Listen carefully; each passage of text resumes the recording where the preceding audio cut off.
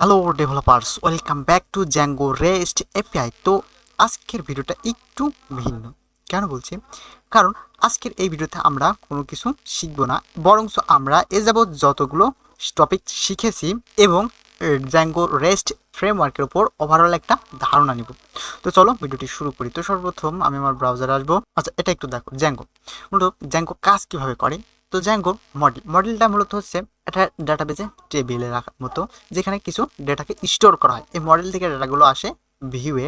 View একটা এমন একটা স্পেস বা এমন একটা মডিউল বা ফাইল, যেখানে আমরা লজিক লিখি সেই ডাটাগুলোকে কীভাবে প্রসেস করা হবে সেই হিসাবে।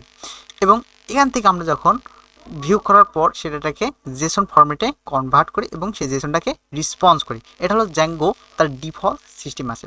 কিন্তু জ্যাঙ্গো একটা পুরাপুরি ওয়েব ফ্রেমওয়ার্ক, অর্থাৎ ফ্রন্টেন্ডের কাজ প্লাস ব্যাকএন্ডের কাজ করা যায় এবং একটা অ্যাপ্লিকেশন ধরা হয়। যদি একটা অ্যাপ্লিকেশন হয়, তো এই জন্য জ্যাঙ্গো যে ডিফল্ট এই মডেলটা অফার করে এটা যথেষ্ট। কিন্তু আমরা যখন জ্যাঙ্গোর সাথে অন্য একটা ফ্রেমওয়ার্ক অথবা অন্য একটা অ্যাপ বা অন্য একটা সিস্টেমের সাথে যুক্ত করব, তখন আমাদের অথেন্টিকেশনের প্রয়োজন পড়ে। যেমন জ্যাঙ্গোর ডিফল্ট অথেন্টিকেশন হচ্ছে সিএসআরএফ টোকেন। তো সিএসআরএফ টোকেন মূলত তৈরি করা হয় যাতে কোনো সাইট স্ক্রিপ্টেড থামানোর জন্য। কিন্তু অনেক সময় এমন হয় যে আমাদের এপিআই ডেভেলপমেন্টের প্রয়োজন পড়ে এবং যেটা অন্য কোনো সিস্টেম বা অন্য কোনো অ্যাপের সাথে ব্যবহার করা হয়েছে। তো সেই সমস্ত ক্ষেত্রে জ্যাঙ্গোর ডিফল্টভাবে এই সিস্টেমটা খুব একটা কার্যকরী হয় না। এই জন্য স্ট্যান্ডার্ড লেভেলের একটা এপিআইয়ের জন্য আমরা মূলত শিখি জ্যাঙ্গো রেস্ট ফ্রেমওয়ার্ক। আচ্ছা, জ্যাঙ্গো রেস্ট ফ্রেমওয়ার্ক এই মডেলটা অনেকটা এমন। প্রথমে জ্যাঙ্গো মডেল একটা ডাটাবেস টেবিলে ধরা যায় এবং এখানে কিছু ডাটা স্টোর থাকে। এবং জ্যাঙ্গো রেস্ট ফ্রেমওয়ার্ক সেখান থেকে আসে ভিউতে আমরা মূলত লজিক লিখি এবং এই ভিউ সেকশনে মূলত আমরা জেডাব্লিউটি অথেন্টিকেশন ইনক্লুড করি। আচ্ছা, জেডাব্লিউটি কি? এটা হলো জেসন ওয়েব টোকেন। ধরো এটা একটা ভিউ করার পর ভিউ থেকে আমরা একটা মডেলকে সিরিয়ালাইজ করি। এই সিরিয়ালাইজ মূলত কি করে? একটা মডেলকে ইনপুট নেয় বা একটা কোয়েরিকে ইনপুট নেয় এবং কোয়েরি ইনপুট নেওয়ার পর সেটাকে জেসন ফরম্যাটে কনভার্ট করে এবং সেটাকে রেসপন্স করে। এটা হলো ওভারঅল জ্যাঙ্গোর রেস্ট ফ্রেমওয়ার্কের গঠন স্ট্রাকচারটা। এবং এই ভিউ সেকশনে অনেক রকম জ্যাঙ্গোতে ভিউ আছে। মোটামুটি 4 ধরনের ভিউ জ্যাঙ্গো রেস্ট ফ্রেমওয়ার্কে আছে। যেমন ধরো এফবিবি, অর্থাৎ ফাংশন বেস ভিউ। আচ্ছা, আমি তোমাকে ফাংশন বেস ভিউয়ের কোডগুলো দেখা, আমরা এটা অলরেডি করেছি। আচ্ছা, আমি যদি এখানে আসি, আমরা যদি সোর্স কোডে আসি, দেখো এখান থেকে একটু খেয়াল করো যে আমাদের এখানে স্টুডেন্ট একটা অ্যাপ ছিল।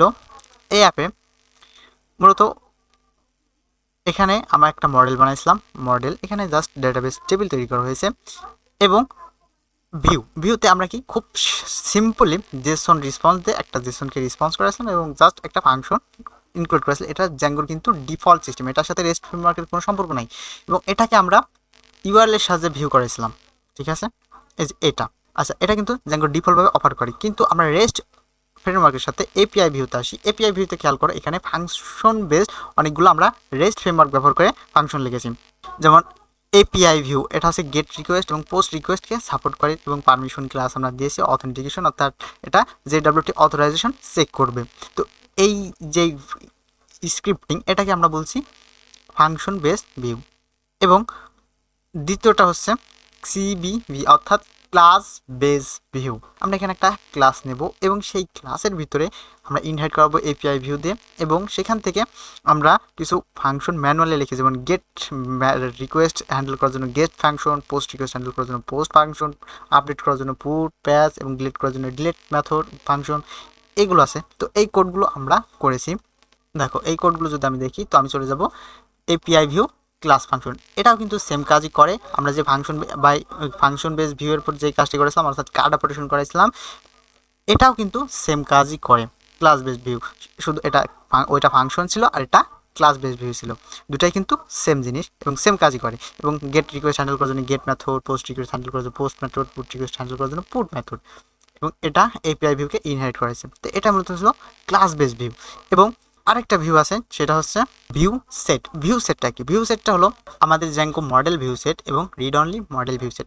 একটা মডেলকে সম্পূর্ণ কার্ড অপারেশন করার জন্য জ্যাঙ্গোতে ডিফল্টভাবে মডেল ভিউ সেট তৈরি করে। এটা খুব বেশি কন্ট্রোল প্রদান করে না, কিন্তু কার্ড অপারেশন করার জন্য এটা পারফেক্ট এবং এটা অটোমেটিক্যালি কার্ড অপারেশন সম্পূর্ণ করতে পারে। আমরা এই জিনিসটাও দেখেছি। আমি যদি তোমাকে কোডগুলো দেখাই, দেখো এখানে আছে ভিউ সেট, এই যে এখানে জাস্ট সিম্পল একটা কোড, এখানে মাত্র 3 লাইন কোডেই এপিআই ভিউর ভিতরে যে এতগুলো কোড লিখেছিলাম, এতগুলো কোডও যেই কাজ করে আমার এই 3 লাইন কোডও ঠিক সেম কাজই করে।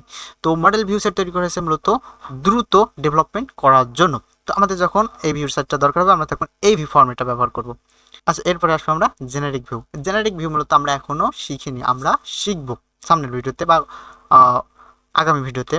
তো এখানে আছে ক্রিয়েট এপিআই ভিউ, এটা মূলত পোস্ট রিকোয়েস্ট হ্যান্ডেল করার জন্য, শুধুমাত্র ক্রিয়েট করার জন্য অবজেক্ট এটা আমরা ব্যবহার করি। তারপরে লিস্ট আছে, আমরা শুধু গেট করার জন্য ব্যবহার করি।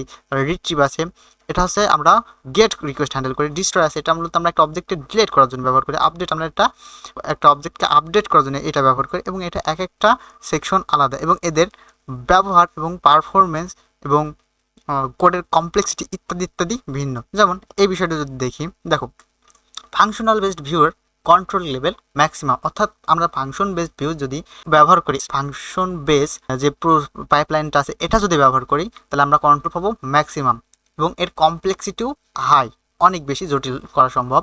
এবং এর স্পিড হচ্ছে মিডিয়াম, মানে ডেভেলপমেন্ট স্পিড, এটা কিন্তু মানে পারফরমেন্স না, এটা হচ্ছে ডেভেলপমেন্ট স্পিড, মানে আমাদের কত দ্রুত ডেভেলপমেন্ট শেষ করতে পারি।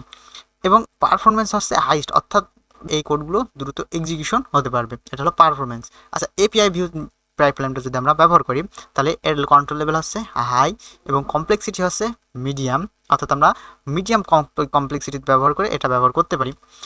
এবং ডেভেলপমেন্ট হচ্ছে মিডিয়াম, এবং এটা হচ্ছে পারফরমেন্স হচ্ছে হাই।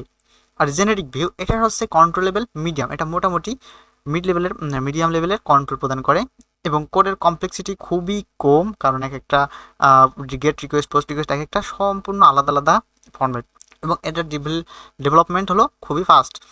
এবং মিডিয়াম এর পারফরমেন্স হলো মিডিয়াম। এবং ভিউ সেট, এটা হলো কন্ট্রোল লেভেল খুবই কম দেয়, কারণ ডিরেক্ট এখানে ডাইনামিকগুলো অটোমেটিক্যালি কার্ড অপারেশন করা সম্ভব, এই জন্য এটার কন্ট্রোল লেভেল কম এবং কমপ্লেক্সিটি খুবই কম, কারণ মাত্র 3 লাইনে আমরা একটা মডেলকে কার্ড অপারেশন করতে পারি। তার মানে বোঝা যাচ্ছে এটা কত কমপ্লেক্সিটি প্রদান করে।